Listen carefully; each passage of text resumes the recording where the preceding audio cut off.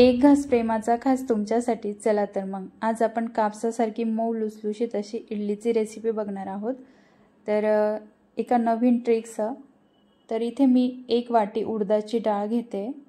ज्या वाटीने उडदाची डाळ घेतली त्याच वाटीने 3 वाटी तांदूळ घ्यायचे। तर दोन्ही एकत्र करून स्वच्छ धुवून घ्यायचे आणि तांदूळ आणि डाळीच्या दुप्पट पाणी घालायचे। नंतर त्याच्यामध्ये 1 चमचा मेथी दाणे घालायचे, कारण थंडीचे दिवस आहे तर मेथी दाणे नक्की घाला। नंतर झाकण ठेवून 5 तासांनी बघायचे। नंतर 5 तासानंतर 1/2 वाटी पोहे घ्यायचे। तर ते डाळ तांदूळ वाटस तोपर्यंत पोहे छान भिजतात। तर आता इथे वाटून घेऊया। तर एका मोठ्या भांड्यात काढून घ्यायचे। नंतर पोहे बारीक वाटायचे।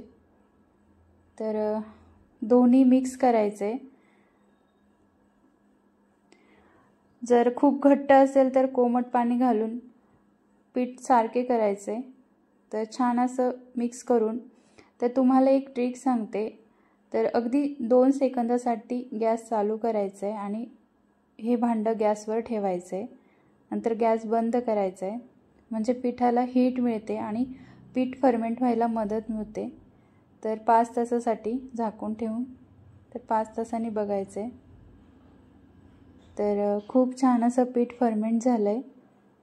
तर तुम्हाला आता मी इडली बनवून दाखवते। तर इथे मी इडलीचा कुकर घेतला आहे, त्याच्यामध्ये 1 ग्लास पाणी आणि थोडंसं लिंबू घातलं आहे। तोपर्यंत बॅटर तयार करूयात।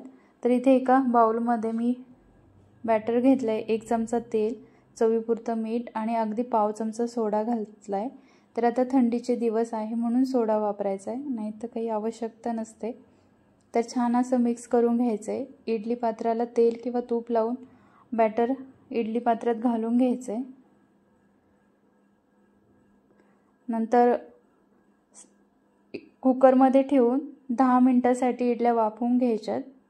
तर 10 मिनिटांनंतर बघूयात तर किती छान फुगल्यात इडल्या। नंतर 5 मिनिटांनी थंड करून इडल्या काढून घ्यायच्यात। तर खूप छान होतात अशा इडल्या। तर तुम्ही पण ही अशी रेसिपी नक्की ट्राय करा आणि रेसिपी आवडली असल्यास लाईक आणि शेअर करायला विसरू नका। आणि अशाच नवनवीन रेसिपी बघण्यासाठी चॅनलला नक्की सबस्क्राईब करा। Thank you.